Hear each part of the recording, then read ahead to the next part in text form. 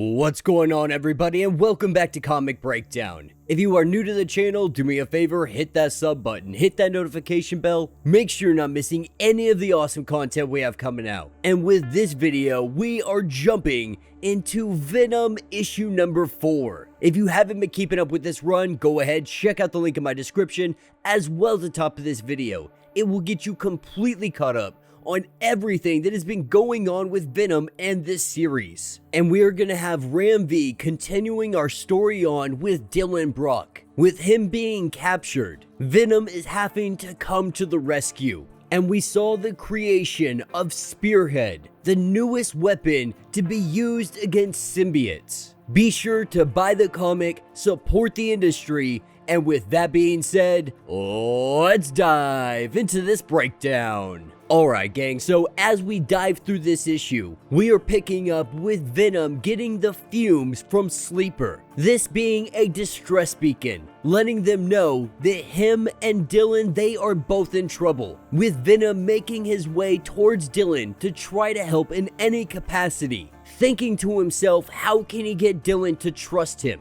Because every time Dylan looks at Venom, the only thing he sees is his father coming out.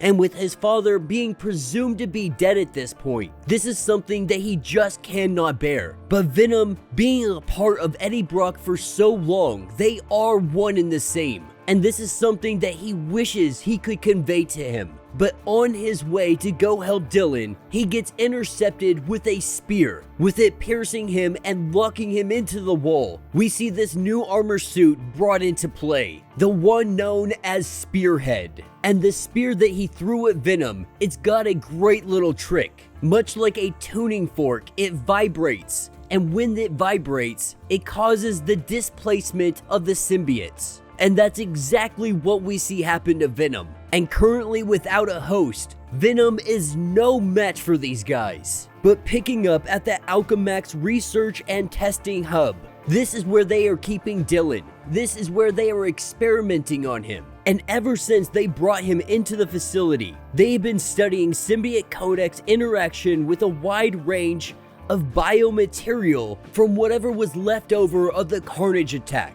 And the expectation is for the symbiote to bond with Dylan. But when they try to do it, they have some kind of breakdown, seeing the codex of our symbiotes degrade completely. And as they continue to test on Dylan Brock, they justify it to themselves that this is going to be the best thing for all of humanity, that the work they are doing here will save countless lives. Now, picking back up with Spearhead and Venom. Venom is completely out of his league here, completely caught off guard. With this new weapon, all of this new tech, he is just getting his butt handed to him. And not having a host, it makes it just an unfair fight. Recognizing he needs to get out of here as quickly as possible, he hightails it. Jumping onto a nearby passing semi, it gives him the opportunity to escape. And while they let Venom go, at least for the time being, this was a show, this was a display, letting symbiotes know that we have something out here that can fight against you. And with this picking back up at the laboratory, we have Dylan thinking to himself, asking if Eddie Brock is out there, if his father is still existing somewhere in the universe. He could truly use some kind of help right now. And then all at once, every single sample of symbiote that they have in this facility, it breaks out of the glass, attacking and throwing everyone in the room, joining together in a giant symbiote blob. Seeing the face of Eddie Brock, he has come to talk to Dylan. Having only a short amount of time, he lets him know that he is both alive and dead, and that he is here, but he is also not really having any time to explain this to him. And he tells him that Archer and the symbiotes are the only one you can trust, that no one else can be trusted. Of course, he lets him know that Archer is the one that betrayed him and landed him in this facility. And Dylan letting him know that there was another him, letting him know not to bond with Venom. Now, of course, Eddie, he doesn't have any recollection of this, so he's not sure what is going on, but he knows everything has changed, and the rules simply aren't applying anymore. But with him running out of time, he says that he can fix this, that Kang the Conqueror was wrong, and he can make everything right again. And he lets him know that Venom will come for him. If one thing is for sure, is that Venom will be here. And he tells Dylan, the Venom may be a lot of things, but one thing is he will never let you down. And this is because Eddie knows Venom better than he knows himself. And in all that blackness, there was a part of Eddie, a part that would never leave his side, because they are Venom. And with Eddie Brock disappearing, Dylan, he makes a run for it, grabbing an extinguisher, hitting a doctor, and running directly for Sleeper. Trying to break Sleeper out, he doesn't make it in time. Guns drawn on him, unable to get Sleeper out of his containment. This is where we see from the ventilation system that Venom has arrived. With that black tar seeping down on top of Dylan, we see the two of them bonded together. And with this bonding, the doctors finally understood the sequence of complex biological changes that Dylan's unique physiology has set into motion when they first bonded on the night of Eddie Brock's death.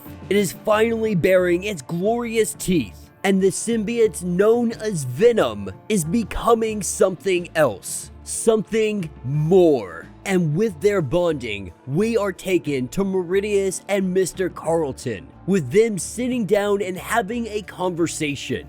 And he is letting them know that they are going to continue to push Venom and Dylan Brock to the brink, push them far beyond their limitations, and that he doesn't need to know any more than this. And then once they have played their part, he will come in and he will play his. And with him wanting to strike some fear into the heart of Dylan Brock, this is where we have Bedlam. And that will be the end of this issue. So let me know what you guys think down in the comments. Alright, so we're a couple issues in at this point, and I really do wish the story was progressing at a little bit faster of a pace, because it's still really unknown what the heck is going on. What Meridium has to do with any of this stuff going on. We still haven't got to figure out what is going on with Eddie Brock out there traversing the universe. You know, we're going to be jumping into that soon, but these last couple of issues, you really could have summed it down into maybe two or three tops, and it would have been a lot more digestible. And I really do appreciate the relationship that Venom has with Eddie, and he's really trying to forge that with Dylan. I think that's one of the biggest things coming out of this comic. And though I really did expect more from this, Venom reboot, if you will, so far it really has just been in the middle. It's just been average. It hasn't been anything that's just blowing my mind.